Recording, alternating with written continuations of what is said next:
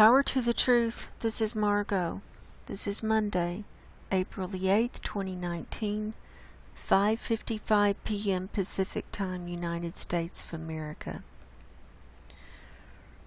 So we're going to look at earthquakes today, but before that, I want to talk about this new Candida that is going around, and you're going to be seeing articles about this, and people are going to be putting YouTube videos up and things like that. I posted an article on my Subscribestar channel last night about it.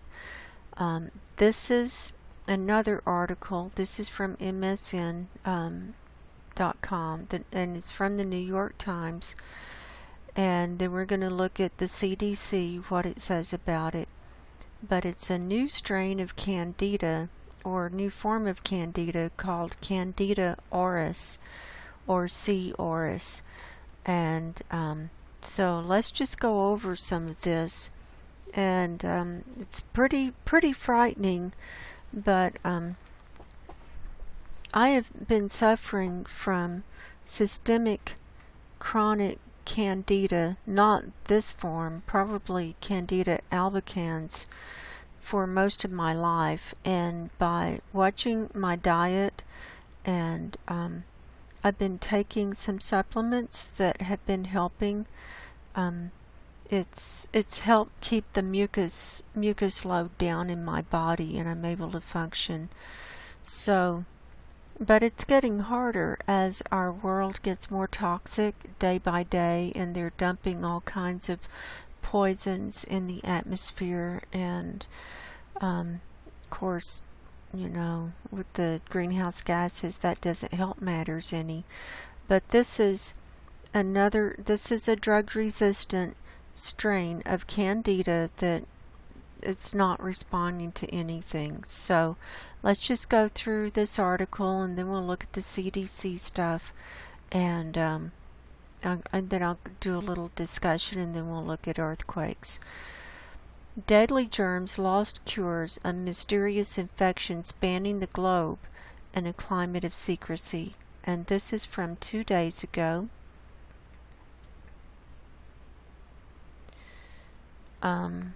They've got slides here. Let's see the slides. Oh, there's a doctor with pink hair. I don't think we need to see the slides.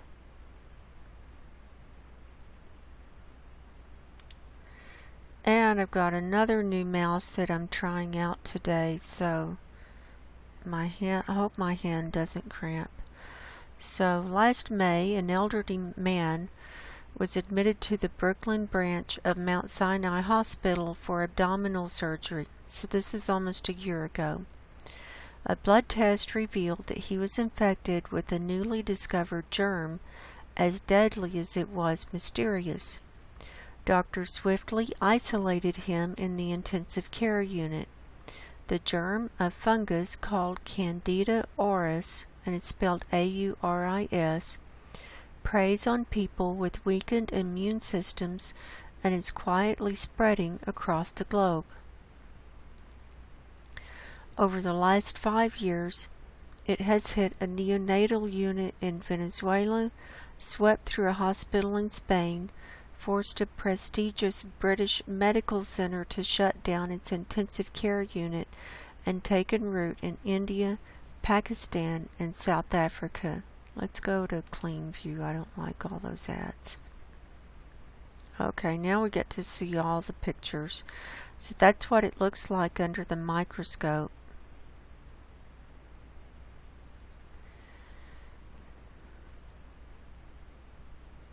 I don't know if that's a picture of it too or not.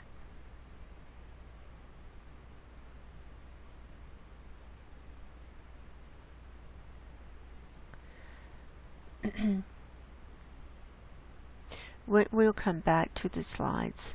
Let's do this article.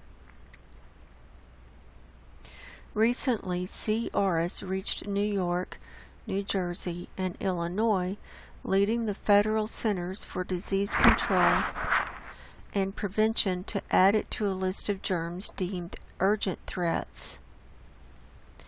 The man at Mount Sinai died after 90 days in the hospital, but C-auris did not. Tests showed it was everywhere in his room, so invasive that the hospital needed special cleaning equipment and had to rip out some of the ceiling and floor tiles to eradicate it. Everything was positive: the walls, the bed, the doors, the curtains, the phones, the sink, the whiteboard, the poles, the pump, said Dr. Scott Lauren, the hospital's president. The mattress, the bed rails, the canister holes, the window shades, the ceiling, everything in the room was positive. C-auris is so tenacious in part because it is impervious to major antifungal medications, making it a new example of one of the world's most intractable health threats, the risk of drug-resistant infections. For decades, public health experts have warned that the overuse of antibiotics was reducing the effectiveness of drugs that have lengthened lifespans by curing bacterial infections, once commonly fatal. But lately, there has been an explosion of resistant fungi as well, adding a new and frightening dimension to a phenomenon that is undermining a pillar of modern medicine. It's an enormous problem, said Matthew Fisher, a professor of fungal epidemiology at Imperial College London, who was a co-author of a recent scientific review on the rise of resistant fungi. We depend on being able to treat those patients with antifungals. Simply put, fungi, just like bacteria, are evolving defenses to survive modern medicines.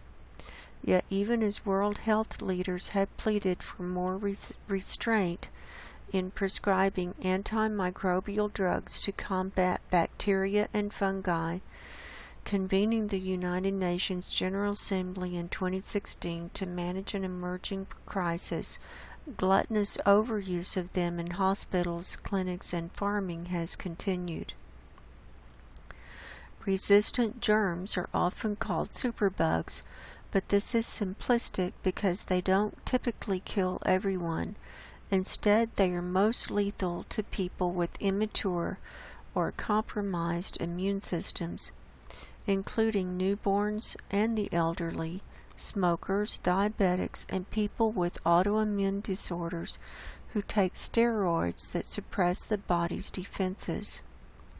Scientists say that unless more effective new medicines are developed and unnecessary use of antimicrobial drugs is sharply curbed, risk will spread to healthier populations.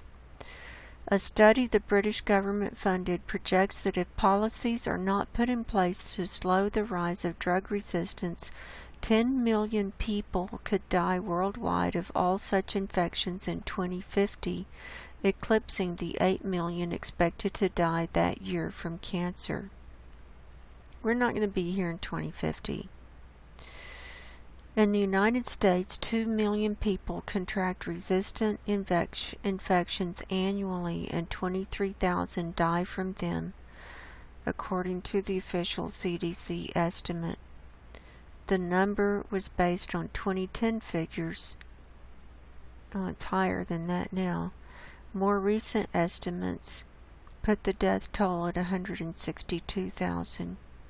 Worldwide fatalities from resistant infections are estimated at 700,000.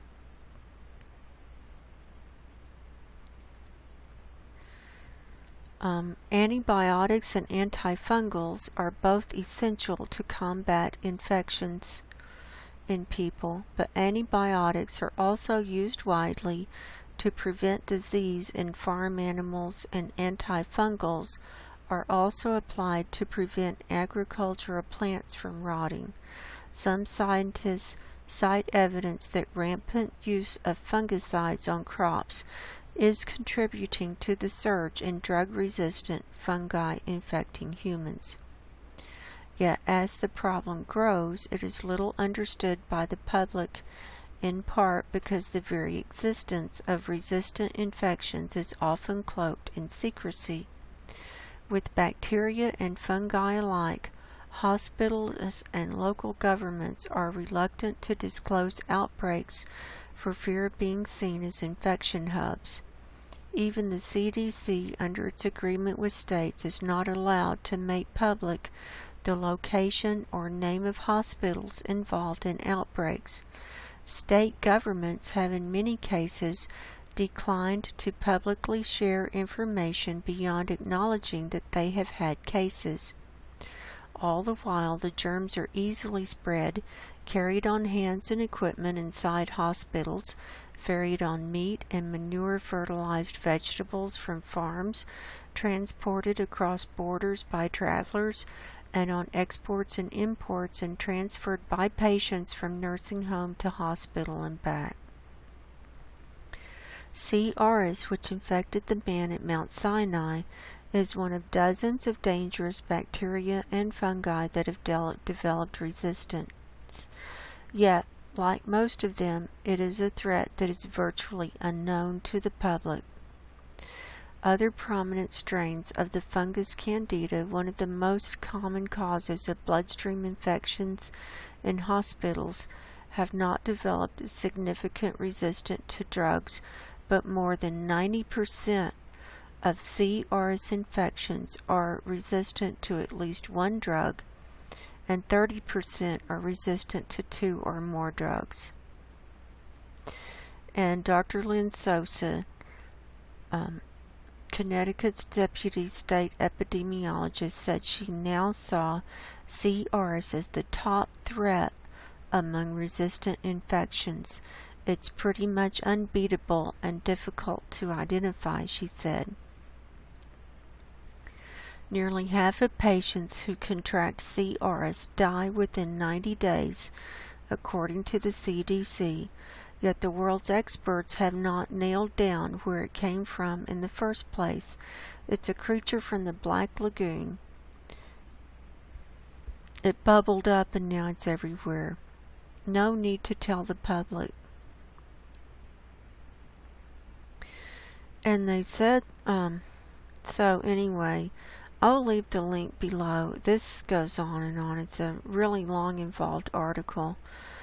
And when it came to America, 500 cases of people in the United States have contracted C-auris.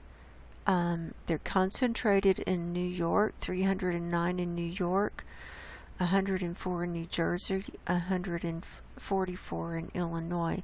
The symptoms include fever, aches, and fatigue, and are seemingly ordinary, but when a person gets infected, particularly someone already unhealthy, such commonplace symptoms can be fatal. And they're finding that they're mainly the people getting infected with it are people who are already in the hospital or in a nursing home situation, and they're already weak. Their immune system is bad, and so they're already weak, and it gets into it infects the bloodstream. And Candida, if people don't know what it is, it's a yeast, it's a fungus, like, just like mushrooms are a fungus and they just pop up.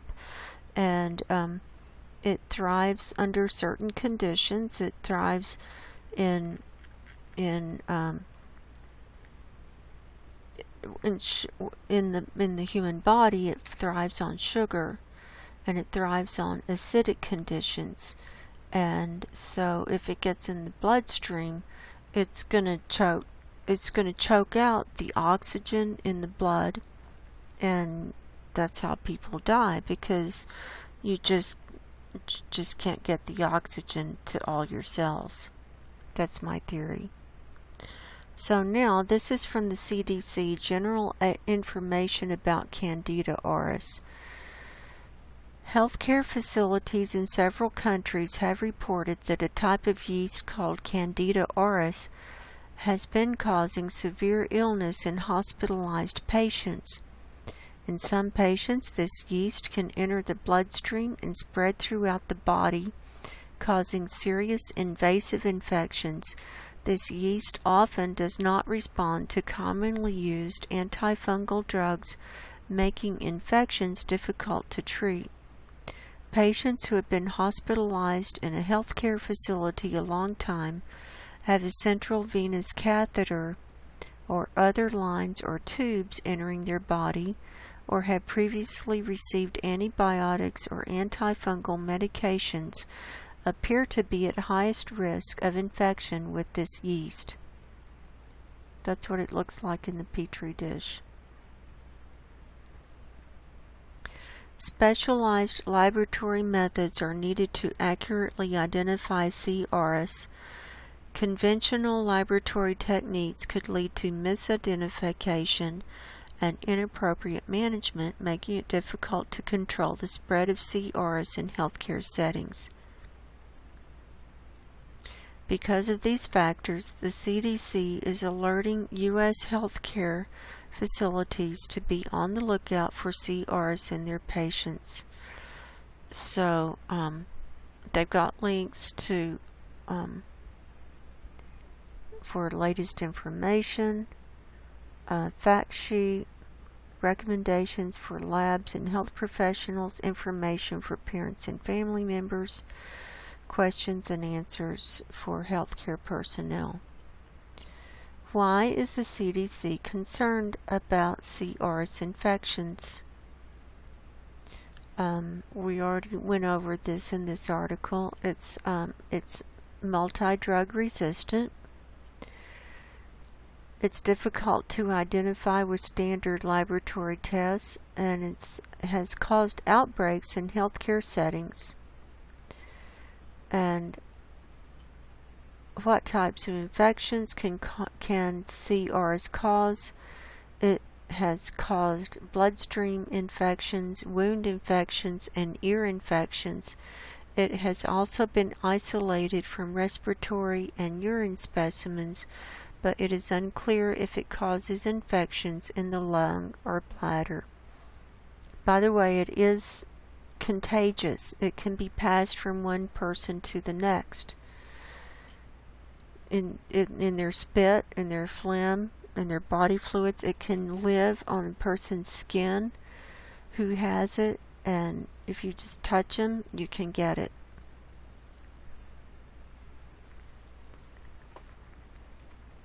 How is C-auris infection diagnosed? They have to take a culture of blood or other body fluids to identify it. Who's at risk? They have limited data, but they generally it's people with compromised immune systems. Risk factors include recent surgery, diabetes, because they have blood high sugar in their blood, so that would feed the Candida. Broad spectrum antibiotic and antifungal use.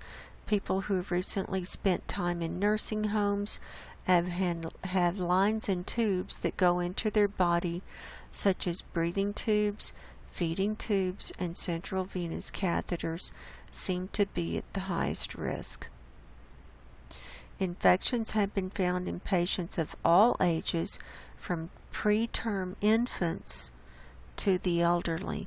Preterm infants would be the infants inside a woman before she's even delivered. So they found it even inside babies before they were born. When was it first reported? It was first identified in 2009 in Japan, so it's been 10 years.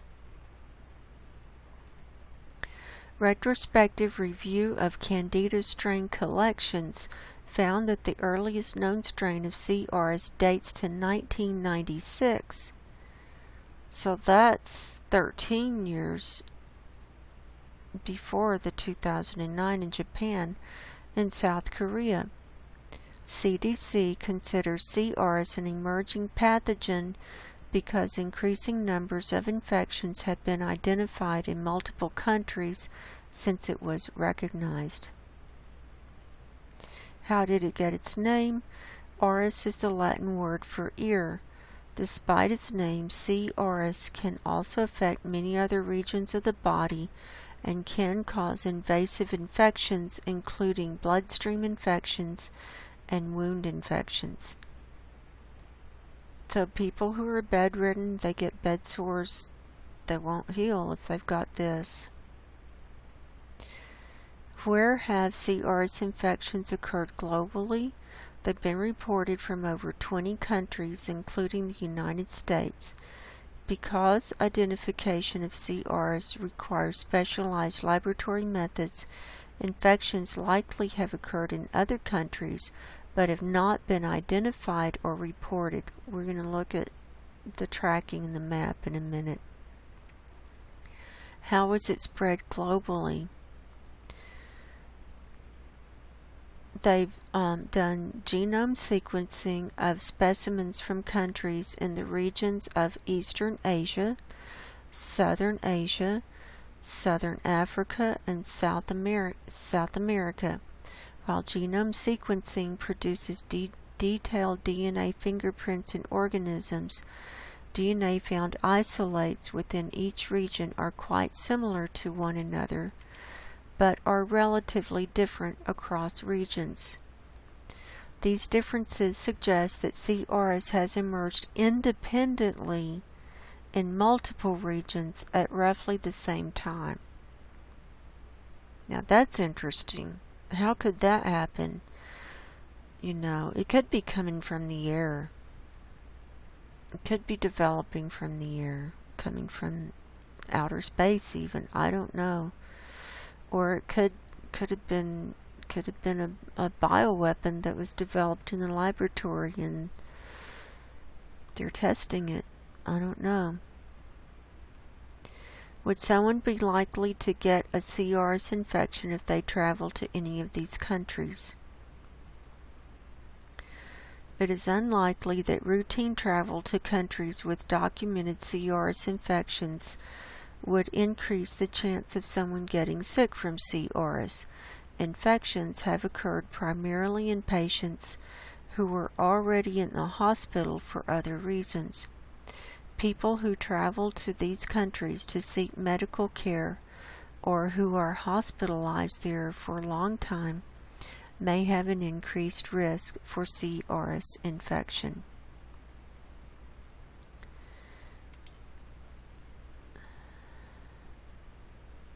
And yes, they've been reported in the U.S. What should you do if you suspect you have it? They say see a healthcare provider.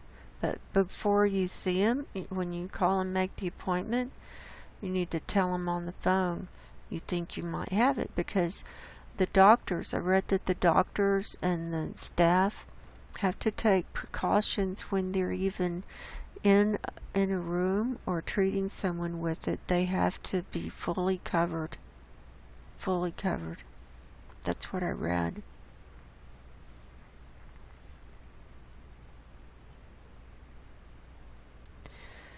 Most C-auris infections are treatable with a class of antifungal drugs called echinocandins. However, some C-auris infections have been resistant to all three main classes of antifungal medications, making them more difficult to treat. In this situation, multiple classes of antifungals at high doses may be required to treat the infection. Treatment decisions should be made in consultation with a healthcare provider experienced in treating patients with fungal infections. Can a person die from it? Yes. Invasive infections with any Candida species can be fatal. We don't know if patients with invasive C-auris infection are more likely to die than patients with other invasive Candida infections.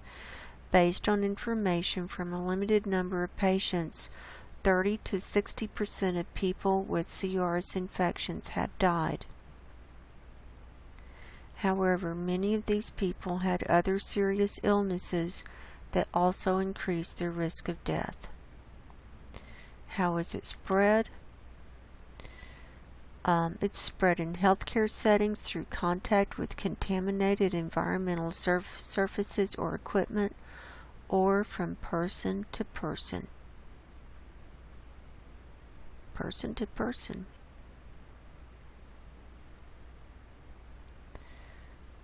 And what are they doing to address it? They're providing guidance for clinicians and infection control personnel. And you can see more information there. And they're testing and doing different things. Oh, were we going to look at those pictures?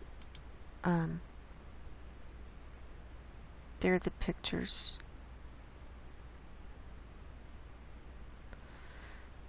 Sean Lockhart, fungal disease expert, holding a microscope slide. That's that person's hand. Anyway, let's move on to tracking Candida auris. This is from March 29th of this year. Case count updated as of February 28th. So it's over a month old, but it's what we've got.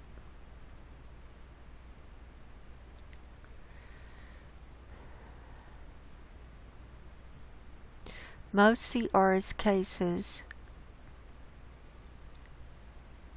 Let's read this first paragraph. Candida auris is an emerging fungus that presents a serious global health threat. C-auris cases causes severe illness and hospitalized patients in several countries, including the United States. Patients can remain colonized with C-auris for a long time, and C-auris can persist on surfaces in healthcare environments. This can result in spread of C-auris between patients and healthcare facilities. And in one article it said that it can live on a surface for a month. Most C-auris cases in the United States have been detected in the New York City area, New Jersey, and the Chicago area. Strains of C-auris in the United States have been linked to other parts of the world. U.S.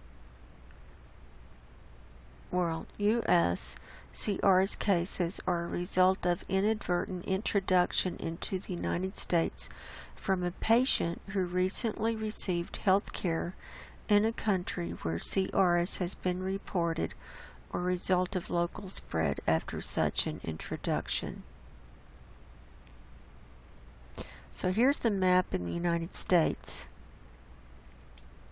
of the cases reported prior to 2019 are categorized by the state where the specimen was collected.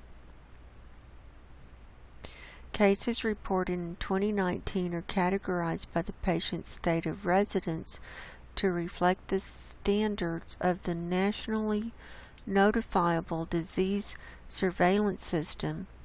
Most probable cases were identified when laboratories with current cases of C-auris reviewed past microbiology records for C-auris. Isolates were not available for confirmation. Early detection of C-auris is essential for containing its spread in healthcare facilities. So here's the map, and here's the number of cases. You can see that this dark blue is 101 or more. So here's New York, here's I think that's Rhode Island, I'm not for sure, and Chicago. And then the next highest, you know, these blues, there's not much difference in this blue and that blue. I'm thinking this blue, which it says 11 to 51 to 100, is this blue in Florida. And then this next aqua, which says, yeah, this 51 to 100 was the one in Florida. 11 to 50, I can't tell which that one is. And then 2 to 10, it looks like, is this aqua color in California and Oklahoma, and this this is Maryland,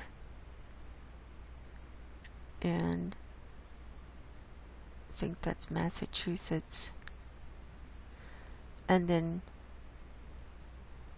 here's one reported in Texas, Illinois, Virginia,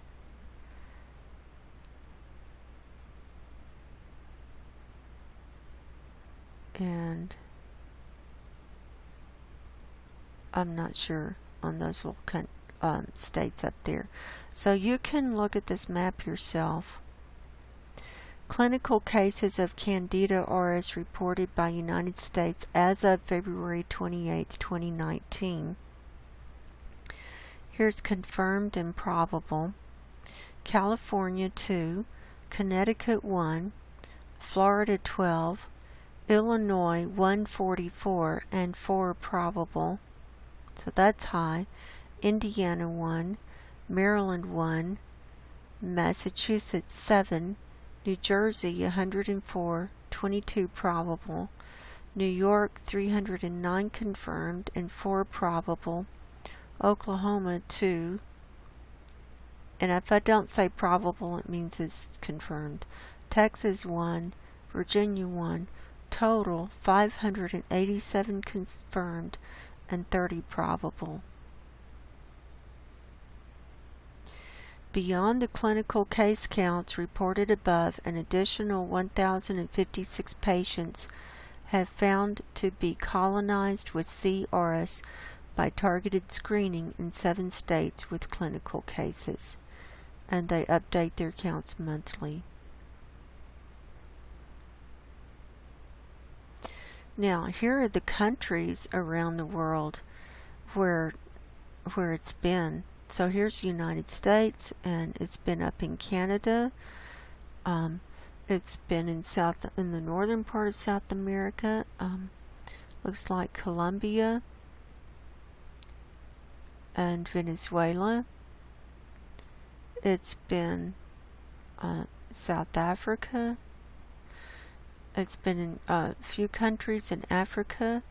It looks like Spain, France, parts of Europe, the UK, Russia,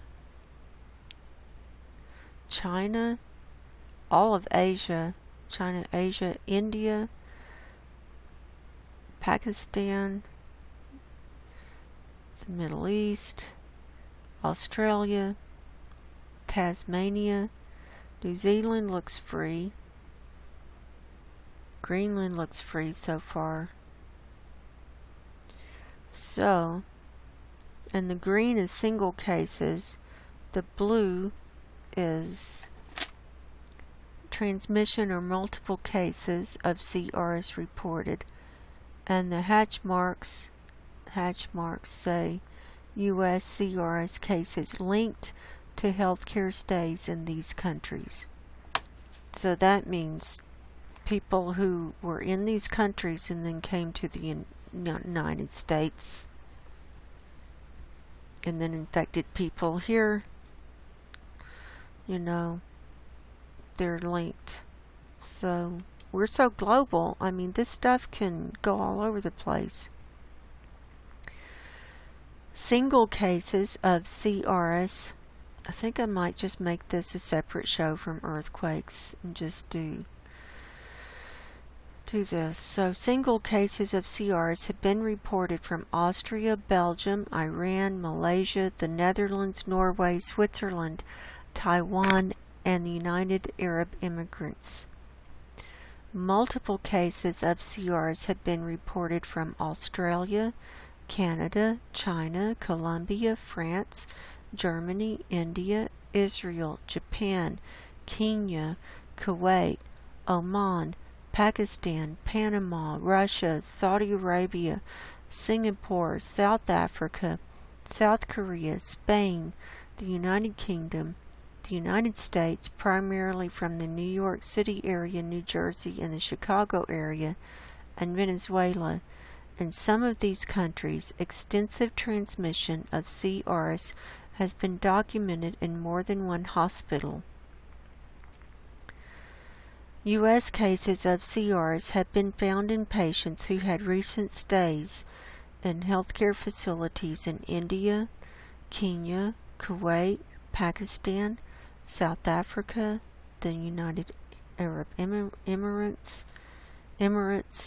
and Venezuela, which also have documented transition. Other countries not highlighted on this map may also have undetected or unreported C-auris cases. So I can see why they would be upset in tracking this. I mean, this is serious stuff.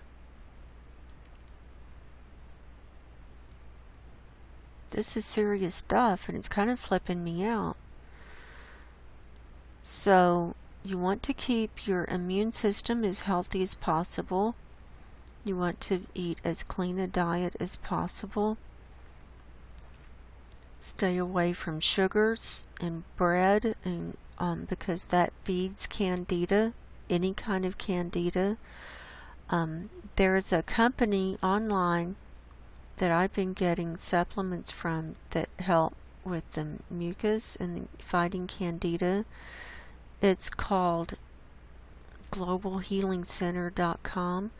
I just sent them an email asking if they had products that would help fight this, so I'm waiting to hear back from them. So as soon as I hear anything back from them, I'll let everybody know. But this is a heads up to all my listeners, so don't panic. A lot of the articles out there will cause you to panic, and you say, oh, you're going to die and stuff. You could die from a car accident. You could get run over walking across the street. You can't live in a lot of fear with this stuff, but you just want to be informed. And if you think you've been around someone who has it, and even if not, you really want to wash your hands real good. I carry little wipes to wash my hands every time I've been in a public place. I also wear a surgical mask when I go out because of my allergies, and it really helps cut down on the particulates and stuff that I breathe in. I know I look like a freak, but I don't really care. I've been wearing a mask for several months now, and I don't react as bad with my allergies if I have the mask on.